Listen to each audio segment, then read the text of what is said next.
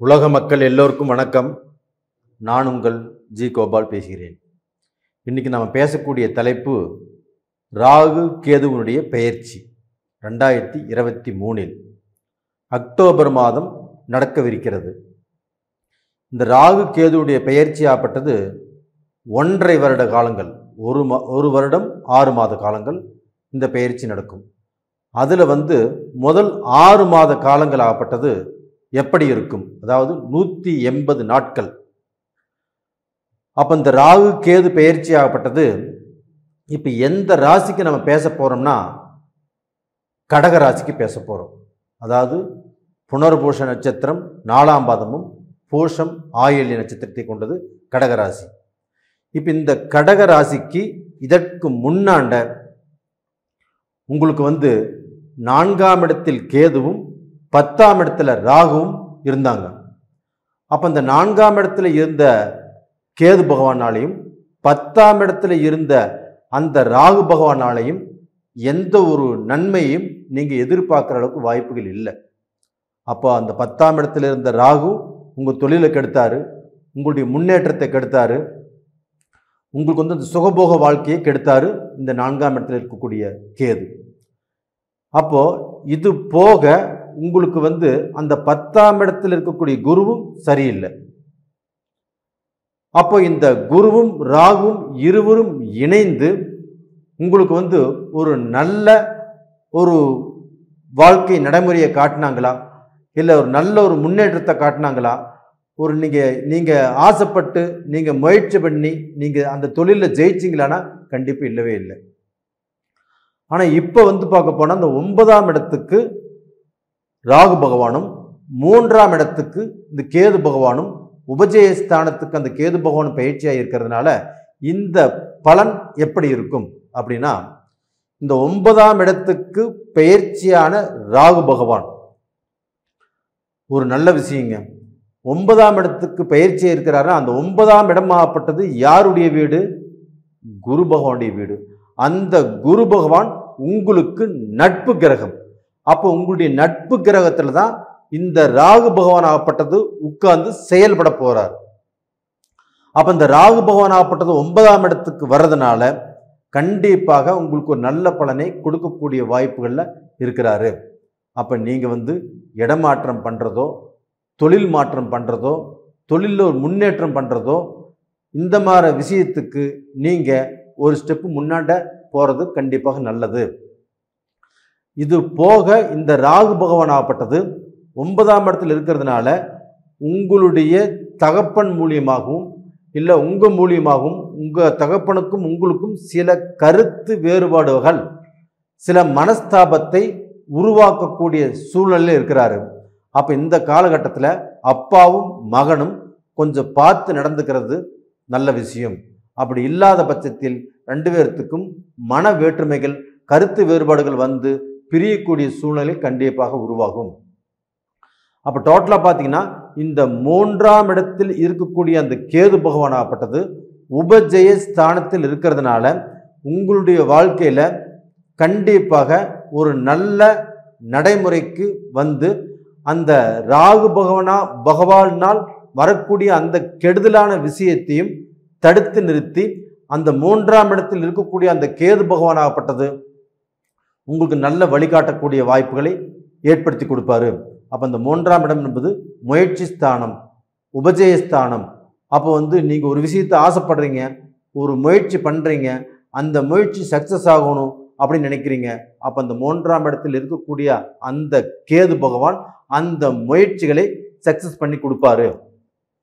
என்னன்னா இப்போ இருக்கக்கூடிய இந்த கோல்சார பலன், இப்போ இந்த கோல்சார பலனால இப்போ இந்த கோல்சார பலன் அப்படிங்கிறத உங்களுக்கு டோட்டலாக இதையே நம்பி நீங்கள் இந்த பலனை எடுத்துக்கிறது தப்பு. ஏன் சொல்கிறேன்னா, இந்த கோல்சார பலனாகப்பட்டது உங்களுக்கு 30% தான் பலிக்கும், மீதி 70% ஆகப்பட்டது பலிக்காது. அப்போ அந்த உங்களுடைய ஜென்ம ஜாதகத்தில் உங்களுக்கு நடக்கக்கூடிய தசா புத்திகள் உங்களுக்கு சாதகமாக இருக்கிறதா பாதகமாக இருக்கிறதான்னு அதை நீங்கள் செக் பண்ணிக்கோங்க. அப்போ இந்த ராகு பகவான் ஆகப்பட்டது உங்களுக்கு மூத்த சகோதரர்கள், இப்போ இவங்க வழியிலையும் நீங்கள் ஜாக்கிரதையாக இருக்கணும். அது போக எதிர்ப்பு, போட்டி, பொறாமை இந்த விஷயத்தில் எல்லாமே இருந்து நீங்கள் தப்பிச்சு வரக்கூடிய வாய்ப்புகள் ஆகப்பட்டது இந்த காலகட்டத்தில் நீங்கள் பார்த்துக்கணும். அப்போ யாரையுமே நம்பி நீங்கள் எதையுமே செய்யக்கூடாது. ஒருத்தரை நம்பி ஒரு ஜாமீன் போடுறதோ, ஒருத்தரை நம்பி ஒரு பணம் வாங்கி கொடுக்கறதோ, ஒருத்தரை நம்பி இவங்க மூலியமாக நாம் நல்ல நிலைமைக்கு வருவோம் அப்படின்னு அவங்களை நம்பி அவங்க பின்னாண்ட நம்ம போகிறதோ கண்டிப்பாக இருக்கக்கூடாது. அப்போ இது போக உங்களுக்கு இப்போ சனி இருக்கக்கூடிய ஸ்தானமும் அஷ்டமஸ்தானத்தில் இருக்கிறாங்க. இந்த குரு பகவான் இருக்கிறதும் 10ஆம் இடத்துல இருக்கிறாங்க. அப்போ இந்த அஷ்டமஸ்தானத்தில் இருக்கக்கூடிய அந்த சனி பகவானும் உங்களுக்கு பல வழிகளில் தொந்தரவு கொடுக்கறதுக்கு காத்துட்டு இருக்குது. அப்போ குடும்பத்தில் பிரச்சனை, உங்களுக்கு குடும்ப வேற்றுமைகள், உங்கள் வாழ்க்கையில் சில தடைகள், உங்கள் தொழிலில் சில தடைகள், இந்த முன்னேற்றத்தை தடுத்து நிறுத்துறது தான் இந்த சனி பகவானுடைய வேலை. அப்போ அந்த சனி பகவானுடைய வேலை உங்களுக்கு ஏதாவது ரூபத்தில் கெடுதல் பண்ணணுங்கிறது தான். இந்த குரு பகவானும் உங்களுக்கு 10ஆம் இடத்துல இருக்கிறது சரியில்லை. அப்போ அந்த குரு பகவான் ஆகப்பட்டது ஏப்ரல் மாதம் பெயர்ச்சி ஆகிறாங்க. அப்போ அந்த ஏப்ரல் மாதம் பெயர்ச்சி ஆகி உங்களுக்கு ஒரு நல்ல ஸ்தானத்துக்கு வர்றதுனால அந்த ஏப்ரல் மாதத்திலிருந்து உங்களுடைய வாழ்க்கையில் கண்டிப்பாக சிறப்பாக இருக்கும். அப்போ அந்த குரு பெயர்ச்சியாகி அந்த குரு பார்க்கக்கூடிய இடங்களுக்கும் புண்ணியத்தை கொடுத்து அந்த புண்ணியத்தின் மூலியமாக கடகராசிக்காரங்களாகப்பட்டது உங்களுடைய வாழ்க்கையில நீங்க ஒரு சிறப்பான இடத்துக்கு வரக்கூடிய வாய்ப்புகளையும் அள்ளி கொடுக்கக்கூடிய ஸ்தானத்துல தான் அந்த குரு பகவானுடைய பெயர்ச்சி இருக்குது.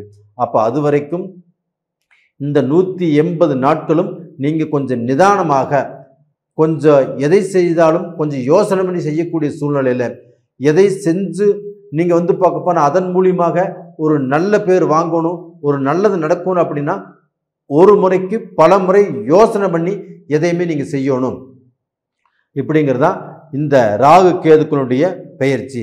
அப்ப அந்த கேது பகவானுடைய அனுகிரகம் தான் உங்களுக்கு ஓரளவுக்கு நல்லா இருக்குதோ இல்லையோ, இந்த ராகு பகவானுடைய அனுகிரகமாகப்பட்டது உங்களுக்கு இந்த இடமாற்றங்கள், நீங்க வீடு மாத்துறது, தொழிலை மாத்துறது, இந்த மாதிரி விஷயத்தை இப்ப நீங்க செய்யலாம்.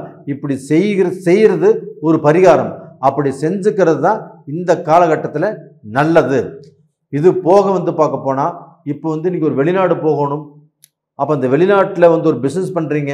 அந்த வெளிநாட்டு வாழ்க்கையை நீங்க நம்பி இருக்கிறீங்கன்னா இதுலையுமே கொஞ்சம் கஷ்டமான சூழ்நிலை தான் தெரியுது. அப்போ டோட்டலாக பார்த்தீங்கன்னா இந்த ராகு கேது பயிற்சியும் உங்களுக்கு அதுல ராகுவுடைய அனுகிரகங்களாகப்பட்டது சுத்தமாக ஒரு 70% சரியில்லை. அப்போ இன்னைக்கு இருக்கக்கூடிய இந்த சூழ்நிலையாகப்பட்டது, இந்த கோல்சார பலனாகப்பட்டது உங்களுக்கு முழுசா கெடுதலை கொடுக்குது. அப்போ நம்ம என்னடா பண்றது அப்படின்னா, இந்த கெடுதலை நீங்க முழுசாக நம்ப வேண்டாம். ஏன்னா 30% தான். இதே உங்களுடைய ஜென்ம ஜாதகத்தில் நடக்கக்கூடிய தசா புத்திகள் சிறப்பாக இருந்துட்டால் நீங்க எதை பற்றியும் கவலைப்பட வேண்டிய அவசியம் இல்லை. ஏன்னா நீங்க கடகராசியில் பிறந்தவங்க எதையுமே பார்க்க போன எதிர்த்து போராடக்கூடிய வல்லமை பெற்றவர்கள். எதையுமே சாதிக்கணும், சம்பாதிக்கணும், நம்ம உருவாக்கணும், நம்ம நல்ல பொசிஷனுக்கு வரணும் அப்படிங்கிற வைராக்கியசாலிகள். உங்களுடைய வைராக்கியங்கிறது கண்டிப்பாக பலிதமாகும். நீங்க நினைச்சது செய்ய போறீங்க. உங்களுடைய வாழ்க்கையில வரக்கூடிய தடைகளை உடைத்தெறிந்து நீங்க நல்ல பொசிஷனுக்கு வரக்கூடிய காலங்கிறது உங்களுக்கு நெருங்கிட்டு இருக்குது. தைரியமாக இருங்க, ஒண்ணுமே கவலை வேண்டாம் அப்படின்னு சொல்றேன். அதே சமயத்துல இந்த குரு பயிற்சி ஏப்ரல் மாசத்துக்கு அப்புறம் உங்களுடைய வாழ்க்கையில உங்களுடைய நிலைமை மாறும், உங்களுடைய அந்தஸ்து மாறும், உங்களுடைய தகுதி தரம் இது எல்லாமே உயரப்போகிறது. சனி பகவானே உங்களை கெடுத்தாலும் தடுத்தாலும் இந்த குரு பகவானுடைய அனுகிரகமாகப்பட்டது உங்களை வாழ வைக்கும் அப்படிங்கிறதா என்னுடைய பதிவு. அப்போ டோட்டலாக பார்த்தீங்கன்னா இந்த பதிவு பிடிச்சிருக்குன்னு நினைக்கிறேன். பிடிச்சிருந்தா லைக் பண்ணுங்க, சப்ஸ்கிரைப் பண்ணுங்க, உங்கள் நண்பர்களுக்கும் ஷேர் பண்ணுங்க. உங்களிடமிருந்து விடைபெறுவது உங்களின் ஜி கோபால். நன்றி, வணக்கம்.